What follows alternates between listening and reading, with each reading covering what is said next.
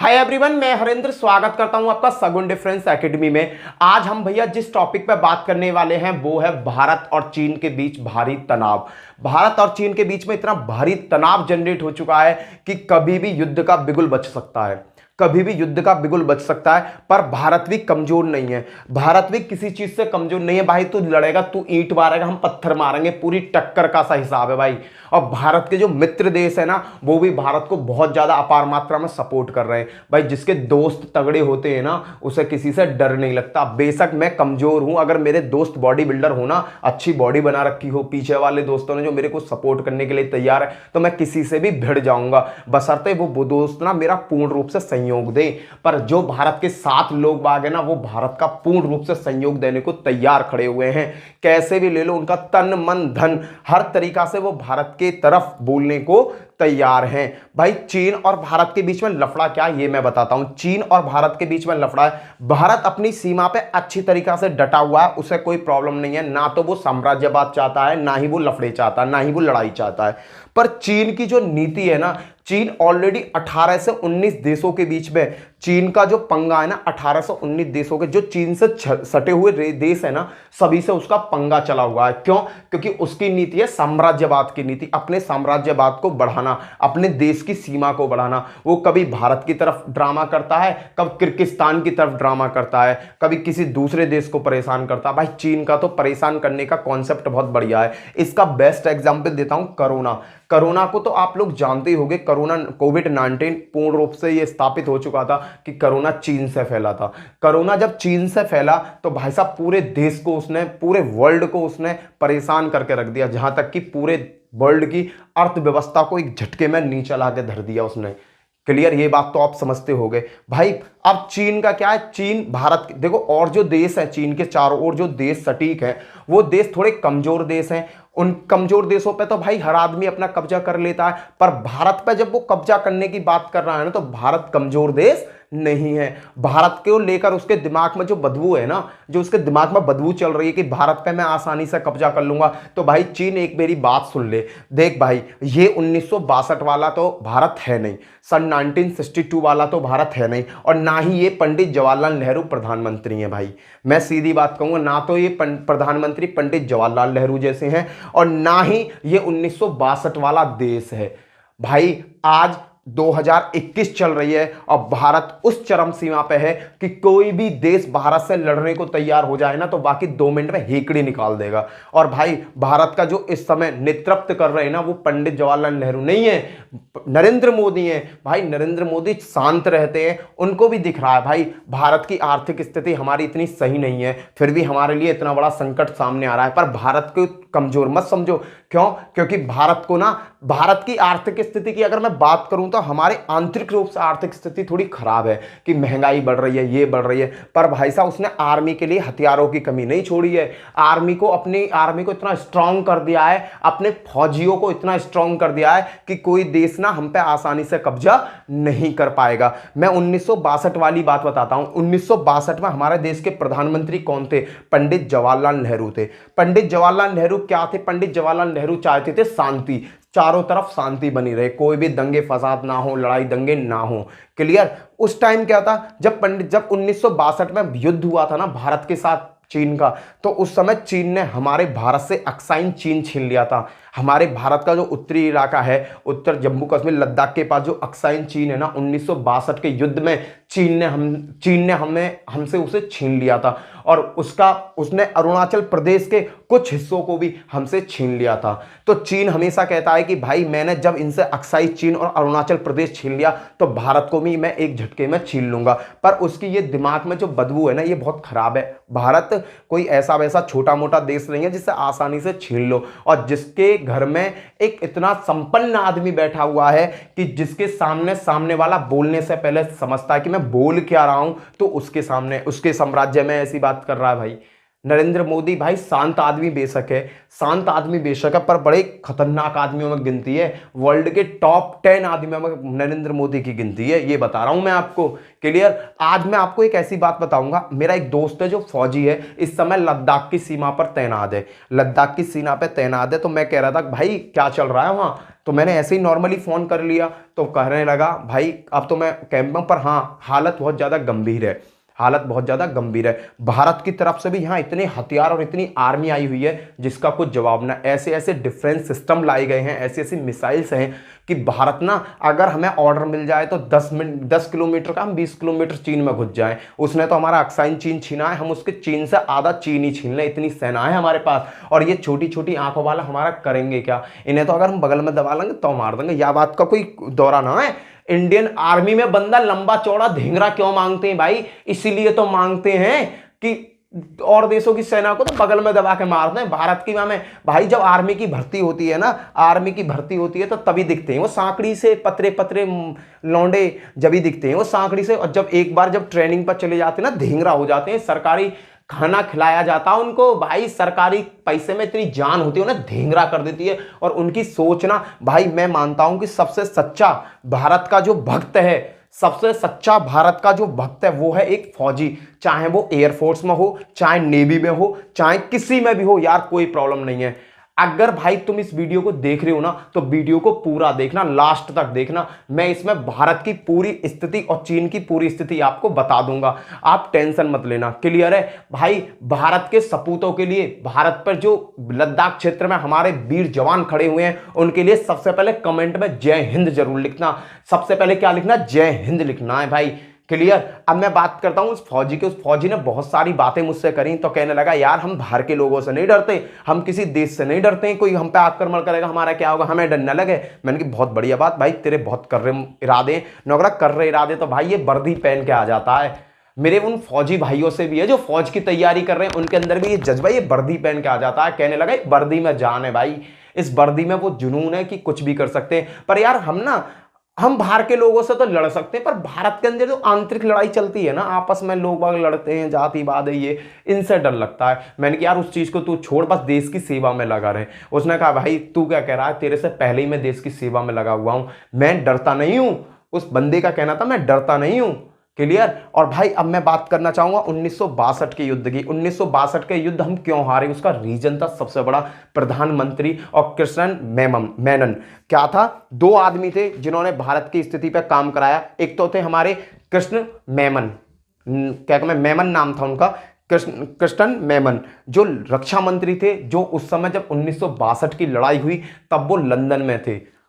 कृष्णन मेमन जो थे वो 1962 की लड़ाई में, बेटा यूपीएससी में एक बार क्वेश्चन पूछ लिया गया है, 1962 की लड़ाई में भारत के रक्षा मंत्री कौन थे? बेटा ये क्वेश्चन कम से कम 50 पेपरों में आया हुआ है। कृष्ण मेमन उस समय रक्षा मंत्री थे, और हमारे पंडित जवाहरलाल नेहरू उस समय कौन थे? पंडित जवाहरलाल नेहरू हमारे क्या थे भाई? पंडित जवाहरलाल नेहरू उस समय प्रधानमंत्री थे।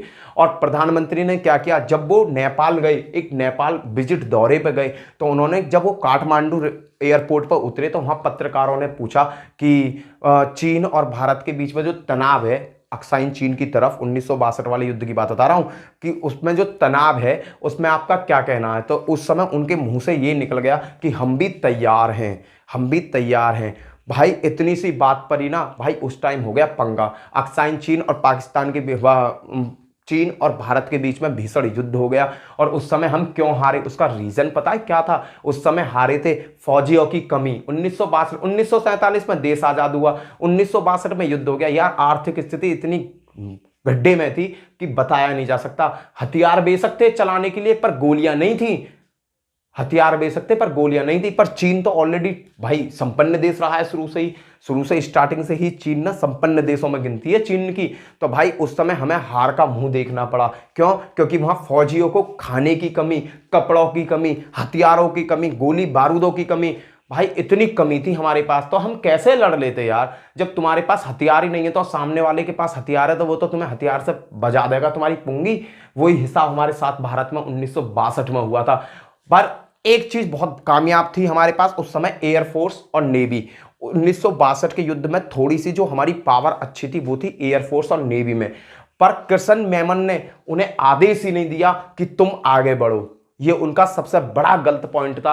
अगर नेवी और एयरफोर्स उस समय आगे बढ़ जाती ना तो एयरफोर्स ना धुआं उखाड़ के फेंक देती, अक्साइन चीन को हमारे हाथ से छीनने नहीं देती। पर कृष्ण मेमन ने, जो रक्षा मंत्री थे, उन्होंने उन्हें परमिशन ही नहीं दी यार कि तुम आगे बढ़ो।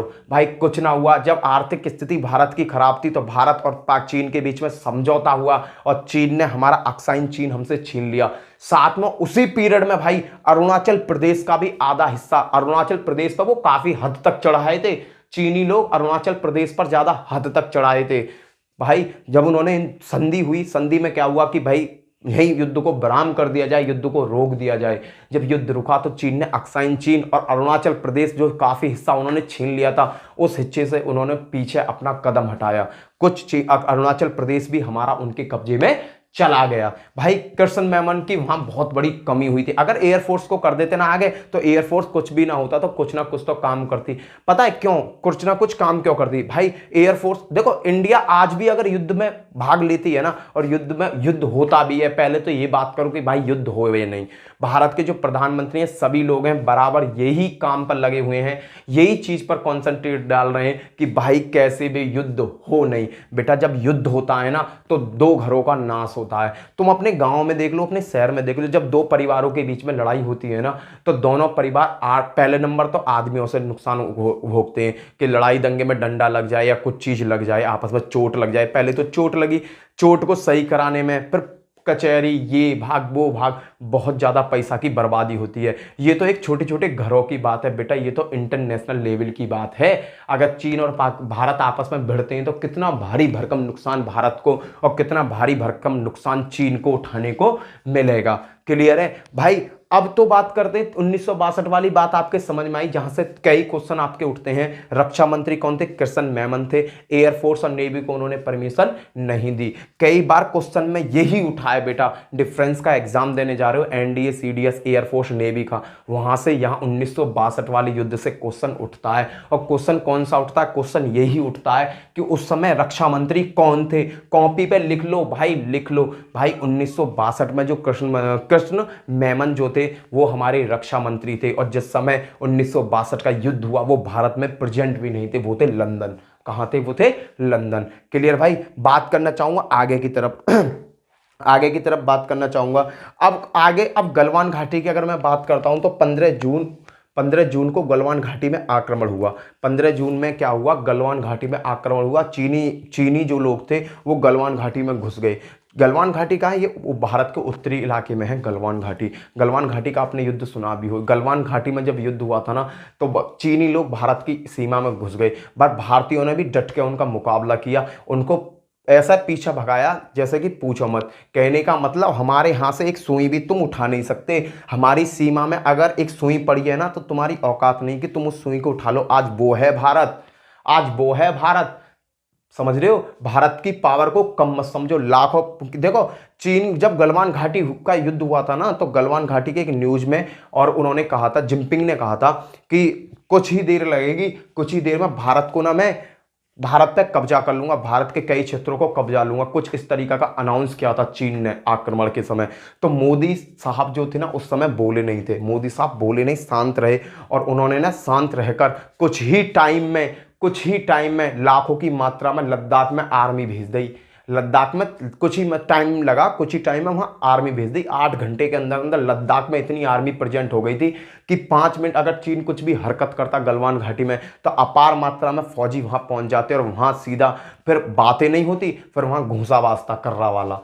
क्लियर है भैया? आगे मैं बात करना चाहूंगा इनमें युद्ध की। अगर मैं बात करना चाहता हूं, देखो उस समय हमारे फौजियों के पास ना तो इक्विपमेंट थे ना हथियार थे, तो लड़ें कैसे? पर आज हमारे फौजियों के पास किसी भी चीज की कमी नहीं है। मैं धन्यवाद देना चाहूंगा इस सरकार का और इससे पहली सरकार का भी, जिन्होंने भारत के आर्मी के लिए इतना कुछ किया, जो भारत की स्थिति को इतना कुछ बढ़ा दिया। भाई देखो, सबसे बड़ी बात है, किसी भी देश पर कब्जा कब किया जा सकता है, इस बात से आप वाकिफ हो गए। किसी भी देश पर कब्जा जब किया जा सकता है उस देश की आर्मी कमजोर हो, उस देश का सिपाही कमजोर हो, उस देश पर कब्जा किया जा सकता है। इसका सबसे बेस्ट एग्जांपल है अफगानिस्तान और तालिबान। तालिबान ने पूर्ण रूप से अफगानिस्तान पर कब्जा कर लिया। अब बताओ यार क्या हुआ? वहाँ की आर्मी कमज़ोर पड़ गई थी। पर भारत की आर्मी कमज़ोर पड़ने वाली बिल्कुल भी नहीं है। भारत के जो वीर सैनिक हैं वो कमज़ोर पड़ने वाले नहीं हैं। अगर एक गोली बची है ना तो एक गोली को भी वो रख लेंगे संभाल कर, हाथों से ही युद्ध को लड़ लेंगे। भारत के सिपाहियों के पास अब कोई कमी नहीं है किसी भी चीज़ की। क्लियर है? देखो मैं बताता हूँ। अब जो पहले क्या था, पहले देखो हमारे पहले हार का एक रीजन और रहा था सबसे बड़ा, वो था परिवहन का पहुंचना, इन घाटियों पर परिवहन का पहुंचना। यार फौजी कैसे पहुंचेंगे, पहाड़ी इलाका, पहाड़ी इलाके में फौजी पहुंचे कैसे? तो उस टाइम क्या था कि उस टाइम लोग वागों का ये सोच थी, वहां के लोगों की ये सोच थी, फौजियों की और जो फौजियों के अधिकारी हैं ये सोच थी कि अगर हमने सड़कों का निर्माण कर दिया, इन क्षेत्रों में सड़कों का निर्माण कर दिया, तो क्या पता ये विदेशी ही हमारी उन सड़कों का यूज करके हमारे भारत में घुस जाएं। पर आज जो लड़ाई है ना वो सड़कों को लेकर ही है। आज जो लड़ाई चलने छिड़ने वाली है ना, जो लफड़ा खड़ा हो रहा है, भयानक लफड़ा खड़ा हो रहा है, ये भयानक लफड़ा ही सड़कों को लेकर है। क्यों? क्योंकि भाई अगर परिवहन हमारे अच्छे होंगे, अब आपने ऑल ओवर इंडिया को देख लो, ऑल ओवर इंडिया में परिवहन इतने अच्छे हैं कि मिनट नहीं लगती, पल भर में आप एक जगह से दूसरी जगह चले जाते हो। वो रीजन क्या है कि भाई रीजन है भारत को ना, अगर कहीं से भी कुछ भी हरकत होती है तो एक जगह से दूसरी जगह फौजियों को मिनट भर में पहुंचा दिया जाए और काम कर लिया जाए अपना।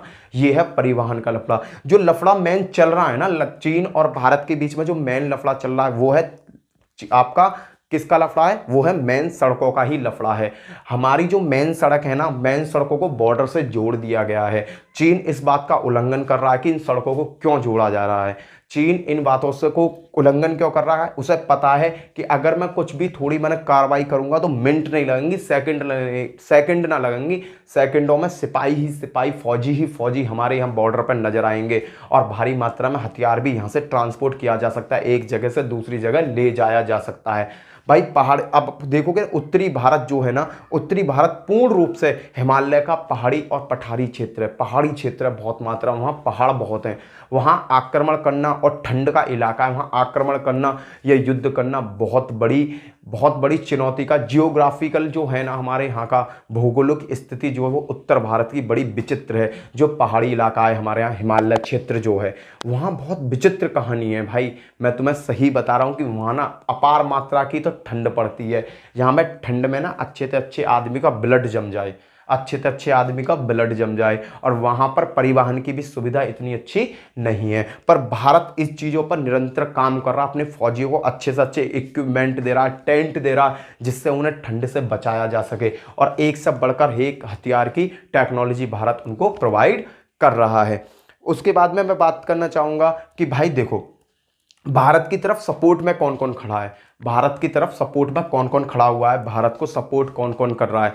देखो भाई, भारत को सपोर्ट करने के लिए आपके बहुत सारे देश हैं जो भारत को सपोर्ट कर रहे हैं, जो अपने आप में एक बहुत बड़ी पावर हैं, अपने आप में बहुत बड़ी पावर हैं। नंबर एक, देखो भारत को सपोर्ट करने के लिए इजराइल से बड़ी पावर ऑल ओवर वर्ल्ड में कोई नहीं है, ऑल ओवर वर्ल्ड में कोई नहीं है। अरब के सगरे देशों को धूल चटा दी थी उसने, एक छोटे से इजराइल ने।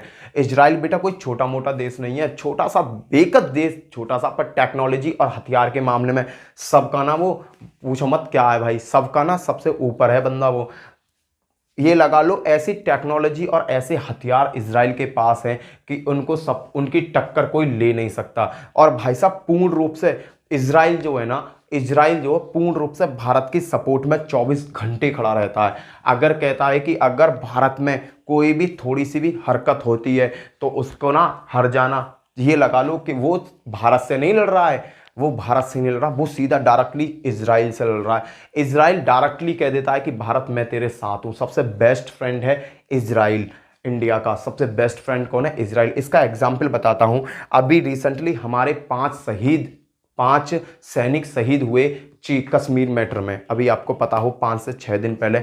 सबसे पहले वो जो शहीद हुए हैं उनके लिए आप कमेंट में जय हिंद जरूर लिखना, उनको श्रद्धांजलि जरूर देना। जय हिंद मेरे उन दोस्तों को जो 5 मेरे फौजी, 5 मेरे भाई, 5 मेरे बड़े भैया वहाँ शहीद हुए, उनके लिए। भाई पाकिस्तान ने सीधा सीधा क्लेम लगाया कि इसमें इजराइल का हाथ था, इसमें इजराइल का हाथ था। ये चीज़ें उन्होंने लगाई। ऊपर से 2-3 चीज़ों को और मैं बात करना चाहूँगा। धारा 370 में भी इमरान खान ने एक बयान दिया था। इमरान खान ने बोला था कि धारा 370 भारत ने इजराइल जाने के बाद लगाई, पर इमरान खान ये भूल गए कि भारत और इजराइल का जो दौरा हुआ था, जो नरेंद्र मोदी ने जो इजराइल का दौरा किया था, वो दौरा किया था आपका 2017 में, और धारा 370 कब हटी? 2019 में। भाई ये तो भारत का आंतरिक मामला है, इस मामले में तुम क्यों बोल रहे हो? पाकिस्तान क्यों बोल रहा है? अबे धारा 370 जो है भारत ने अपने देश से हटाई है, किसी पाकिस्तान से थोड़ी हटाई है,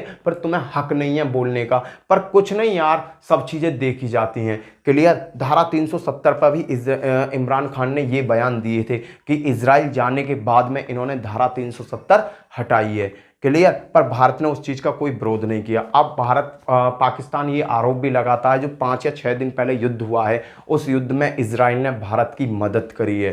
क्लियर? अभी एक और मैं आपको बात बताता हूं, अभी जल्दी में पाकिस्तान से 2 टीमें वापस चली गई। क्रिकेट बोर्ड की जो 2 टीमें थी वो वापस चली गई थी।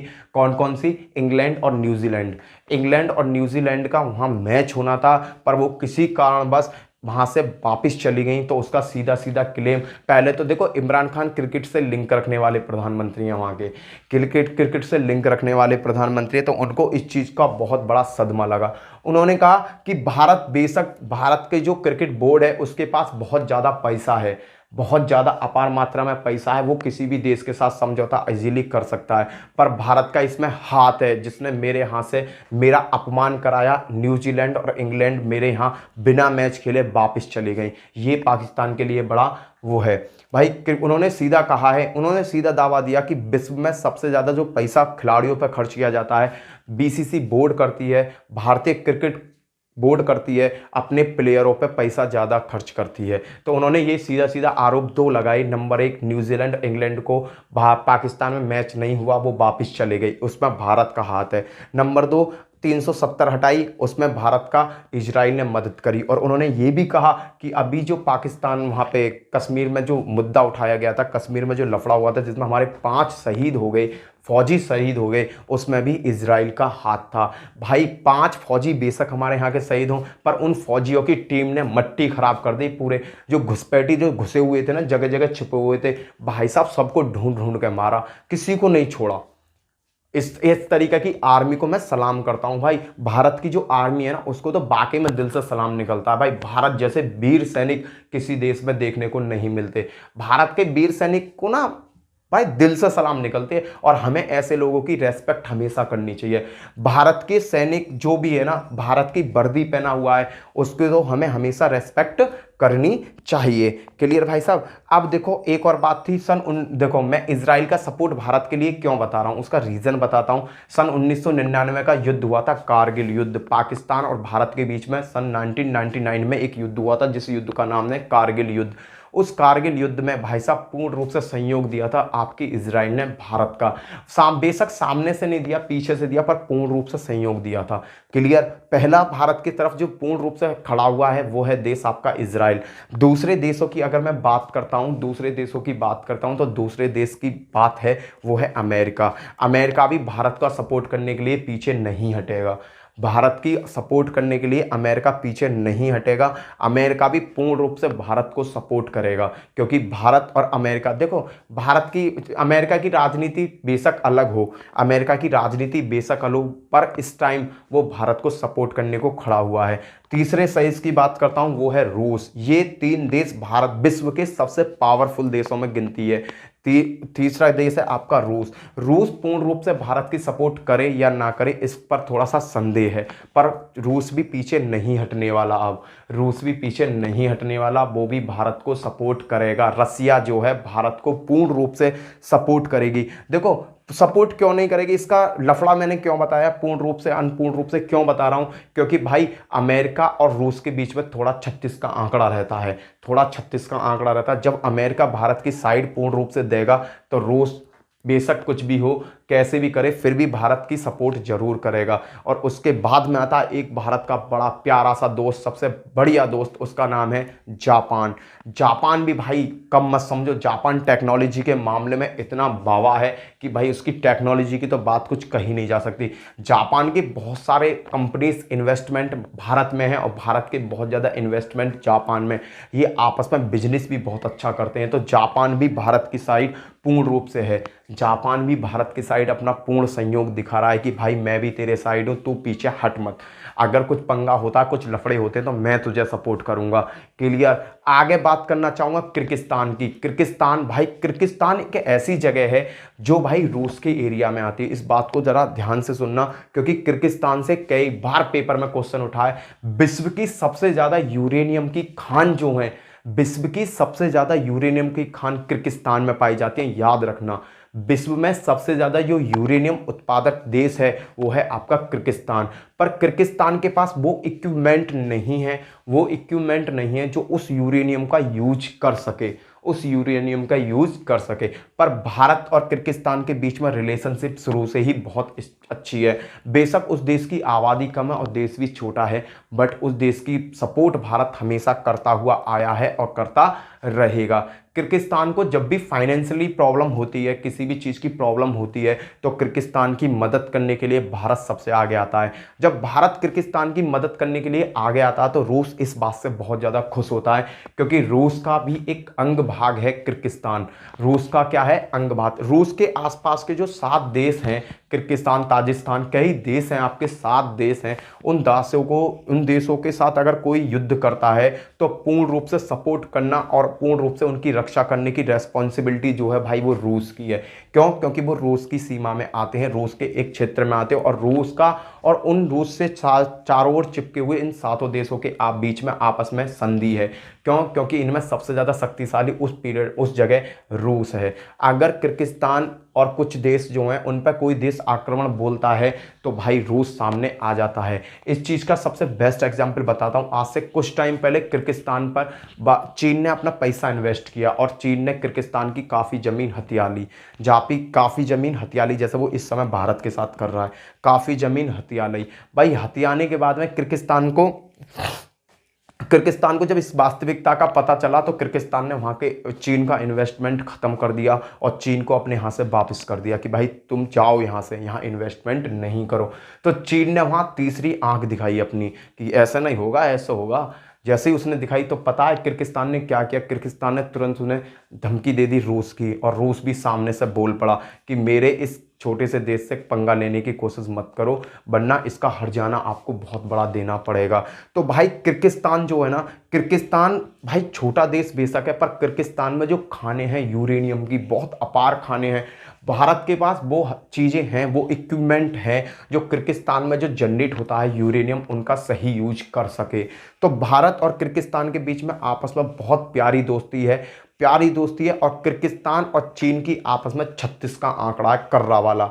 अगर किर्गिस्तान भारत का सपोर्ट करता है, भारत को सपोर्ट करता है किसी भी तरह की आपदा में, तो भाई रूस को फिर किर्गिस्तान की तरफ और किर्गिस्तान की तरफ से फिर भारत की तरफ चाहे डायरेक्ट या इनडायरेक्ट सपोर्ट करनी पड़ेगी। क्लियर है? तो रसिया को भी हम अपनी साइड ही मान सकते हैं। उसके बाद में आपके साउथ कोरिया जो है, साउथ कोरिया भी भाई टेक्नोलॉजी के मामले में बहुत ज़्यादा डेवलप्ड देश है। साउथ कोरिया भी डेवलप्ड देश है। साउथ कोरिया पूर्ण रूप से भारत को सपोर्ट करने को हमेशा तैयार रहता है, वो भारत की सपोर्ट करने से कभी पीछे नहीं हटा है साउथ कोरिया। क्लियर भैया?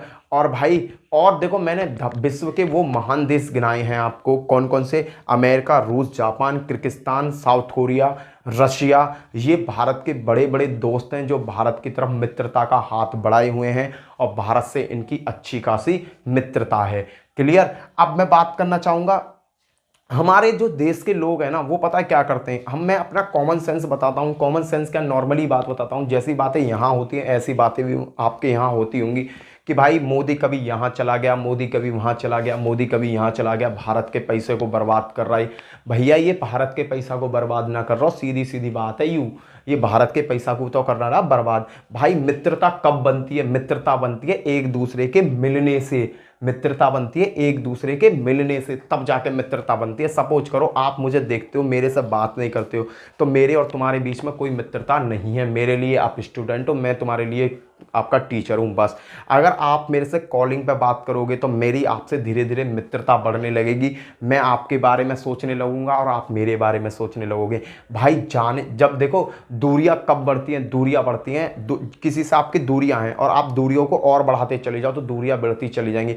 अगर आप मित्रता का संयोग करोगे ना, एक दूसरे से बात करोगे, हर चीज़ पर विषय विषय विमर्श करोगे तो भाई मित्रता और अच्छी होती जाती है। क्लियर है। अब मैं चीन की बातें बताने जा रहा था। चीन देखो, अब भारत चीन को तो अब सीधा ये समझ जाना चाहिए कि चीन जो है ना, जो कुछ है चीन बेकार है, कुछ भी नहीं है। चीन जो ड्रामा कर रहा है, भारत को 1962 वाला जो भारत समझ रहा है, भाई चीन 1962 वाला मेरा भारत नहीं है। यहां पता है, अगर चीन को ना, मैं एक सीधी सी बात करता हूं, चीन को ना एक भारतीय रैली दिखा दो, एक भारतीय रैली दिखा दो जहां आर्मी की भर्ती होती है, जहां आर्मी की भर्ती होती है ना, वहां की एक भर्ती दिखा दो चीन को, अपने आप भारत को, चीन को पता चल जाएगा कि यहाँ के सिपाही जो बंदे हैं, जवान लड़के हैं, जिन्हें हथियार पकड़ने का भी वो भी नहीं है, 17 साल का बंदा हुआ है, वो पुलिस के डंडे खाता है एक भर्ती में जाने के लिए। आर्मी की भर्ती की एक रैली दिखा दो, चीन अपने आप ऑटोमेटिकली पीछे दबे पाम पीछे हट जाएगा। रीजन है भाई, कोई भी भर्ती जब होती है ना, जो रैली भर्ती होती है, आपने कभी गए हो नहीं गए हो, मैं बताता हूँ, मैं 2-3 रैलियों में गया हूँ, बट मैंने कभी उन रैलियों में रेस वेस नहीं मारी। क्यों? क्योंकि मैं किसी दोस्त के साथ गया हूं, क्योंकि मुझे देखो, मैं देश की सेवा करना चाहता हूं पूरे तन मन धन से, पर मैं देश की सेवा अलग तरीका से करना चाहता हूं। हर चीज देखो, हर बंदे का एक अलग मोटिव होता है कि वो किस तरीका से भारत की सेवा करना चाहता है। क्लियर। अब देखो, मैं जब रैली में गया हूं ना, 2-4 रैली मैंने देखे, भाई साहब इतना अपार मात्रा में बंदा आता है, इतना अपार मात्रा में लड़का आता है जिसका कुछ जवाब ना। अगर उनसे ये कह दिया जाए ना, तुम जितने आए हो सबको फौजी बना दिया जाएगा, जाके बॉर्डर पर खड़े हो जाओ, भाई साहब गन चलाने की प्रैक्टिस दे दो उन्हें। और बेशक गन चलाने की प्रैक्टिस की बात कर रहे हो, जो वहां पहुंचे ना, बल्कि कतई देसी बंदे पहुंचे हैं, कोई वहां पढ़ा लिखा या शहर के बंदे, तो वहां भाई साहब शहर के जो बच्चे वहां मात्र 5 या 10% पहुंचते होंगे, वहां सभी पहुंचते गांव के देसी लोग पहुंचते हैं, देसी लोग जिन्हें देसी कहते हैं, भाई साहब गांव के देसी लोग वहां पहुंचते हैं। भाई साहब उनसे अगर ये कह दिया जाए ना कि जितने तुम यहां आए हो तुम सबको आर्मी मिल जाएगी, भाई सीधा गन चलाना सीखो, बॉर्डर पर पहुंच जाओ, भाई कोई बंदा मने नहीं करने वाला। क्यों? क्योंकि वहां के लोग बाग कहते हैं कि हमें तो केवल गोली चलानी सिखा, हम तक पहुंच जाएंगे। और वैसे भी भारत के हर आदमी ना तैयार हैं, हर आदमी हथियार चलाना जानता है। भाई शादी ब्याह, अगर भाई तुम भारत की शादी विवाह देख लोगे ना, तो वहां बाराती कम, इतने तो फायर खुल जाते हैं, इतने तो वहां फायरिंग हो जाती है जितने बाराती नहीं होते हैं। तो भारत के लोगों में ना हथियार चलाने का भी क्रेज कम नहीं है। भाई जिनपिंग, तुम जो समझते हो ना वो भारत नहीं है आज।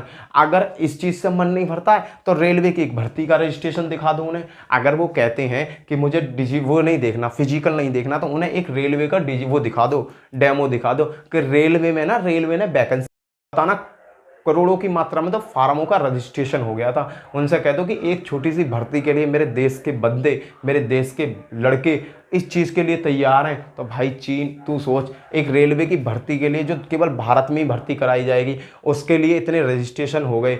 अब तू ये सोच ले कि मेरे देश में कैसे कैसे लड़के, अगर मैं कह दूं कि रेलवे में वही भर्ती होगा, क्या मैं आरआरबी की भर्ती वही बंदा देखेगा जो लद्दाख में जाके गोलियां चलाएगा, लद्दाख में भारत की मदद करेगा। मैं ये कह रहा हूं कि वो सभी लड़के ना लद्दाख में जाके तैनात हो जाएंगे। भारत के किसी भी लोग को तुम पीछे मत मानो, भारत का बच्चा बहुत ज़्यादा पावरफुल है और देश के हित में सोचने वाला है, देश के हित में सोचने वाला है। और भाई साहब मैं कहता हूं, भारत के जो 2 नेता हैं ना, ये नेता तो बड़े खतरनाक नेता हैं, इनकी गिनती तो खतरनाक नेताओं में खुद की अपनी तरफ से करता हूं। नरेंद्र मोदी जी जो हैं, शांत स्वभाव के बेशक हैं, पर उनको ना कम मत समझो, वो भी बड़े ऊंचे सोचने वाले हैं। भाई देश की राजनीति ऐसे नहीं चलाई जाती। अब एक घर को चलाने के लिए पिताजी जो होते हैं, जिसमें 7 मेंबर होते हैं, सपोज करो हम 7 मेंबर हैं फैमिली में, और पिताजी जो हैं, पिताजी भाई कितना मैनेज करते हैं, वो तो हमारे देश की 138 करोड़ आबादी को देख रहे हैं मेरे भाई, 138 करोड़ आबादी को देख रहे हैं। तो भाई देखो, मैं तो चीन से यही कहूँगा कि भाई दबे पाम अपना पीछे की तरफ उठाए, लड़ाई दंगे में कुछ नहीं रखा। अगर भाई वीडियो आपको अच्छी लग रही हो तो वीडियो को शेयर करना ज़्यादा से ज़्यादा, वीडियो अच्छी लग रही हो चैनल को सब्सक्राइब करना, ठीक है। अगर इसका वीडियो का सेकंड पार्ट भी आप चीन और भारत की पावर की बात करना चाहते हो, कि चीन और भारत में पावर की बात करना चाहते हो, तो उसके लिए भी मैं एक वीडियो बना दूंगा और आपको उस वीडियो का लिंक भी आपको भेज दूंगा। क्लियर है। पहली वीडियो आप पूरी देखना, वीडियो में अगर आपको अच्छा लगा हो, वीडियो आपको अच्छी लगी हो, वीडियो ज़्यादा से ज़्यादा शेयर करना अपने दोस्तों में, और ज़्यादा ज़्यादा से ज़्यादा इस चीज़ पर बात करना। अगर इसका सेकंड पार्ट आप चाहते हो तो इसका सेकंड पार्ट भी मैं बना दूंगा, जिस सेकंड पार्ट में हम बात करेंगे भारत और चीन के बीच में हथियारों की होड़ की, कि भारत के पास कितने हथियार हैं और पाकिस्तान और चीन के पास कितने हथियार हैं।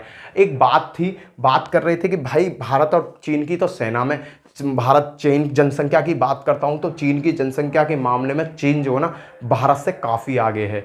चीन जनसंख्या के मामले में भारत से कहीं ज़्यादा आगे है। पर भाई उस जनसंख्या से हमें लेना क्या जो भारत की रक्षा में काम ना आ सके। भाई भारत के जो सिपाही है ना, भारत के घर घर में फौजी बनने को तैयार है, पर चीन में ऐसा कुछ नहीं है कि घर घर से सिपाही बन जाए ना, क्योंकि वो अलग टेक्नोलॉजी और अलग चीज़ सोचने वाले लोग हैं। और भारत में तो सीधा ये कि फौजी बना दो, गोली चलवा लो हम तो क्यों, क्योंकि भारत में तो भाई पूरा ग्रामीण क्षेत्र है। अगर भारत के डाटा की बात करोगे तो शहरी क्षेत्र कम और ग्रामीण क्षेत्र ज़्यादा है। और जिस देश की जनता ग्रामीण होगी वहाँ सिपाही और सैनिक और वीरपूत बहुत ज़्यादा मात्रा में होंगे। सपूतों को पैदा करती है ग्रामीण, जो ग्रामीण लोग होते हैं ना वो सपूतों को पैदा करते हैं, और शहरी जो हैं वो टेक्नोलॉजी वाले को पैदा करते हैं। बस अंतर इतना ही है, जो गांव में रहने वाला है वो तो सीधा तुम्हें पेलने की बात करेगा, और शहर में रहने वाला अपने दिमाग का यूज करेगा। तो भैया DRDO की तो ज़रूरत है हमारे शहर के लौंडों की। DRDO, इसरो, जो हमारे यहाँ की ऐसी संस्था हैं जो भारतीयों को हथियार बनाती हैं, ये चीज़ बनाती हैं, इनकी ज़रूरत तो है भैया शहरी लोगों की। और भाई साहब मारने मरने के लिए तो गांव की जनता बहुत है हमारे देश में। इस चीज़ को अपने दिमाग से निकाल देना कि भारत के पास सिपाहियों की कमी है। भारत के पास सिपाहियों की कमी नहीं है। अगर कोई पंगा होता है ना तो भाई साहब पूछो मत ना, हम क्या कर देंगे। क्लियर। और अगर वीडियो अच्छी लगी हो और वीडियो का सेकंड पार्ट आप जानते हो तो वीडियो को कमेंट करके जरूर भेजना। इसी के साथ जय हिंद, जय भारत। फिर मिलता हूँ नेक्स्ट वीडियो में। Bye bye.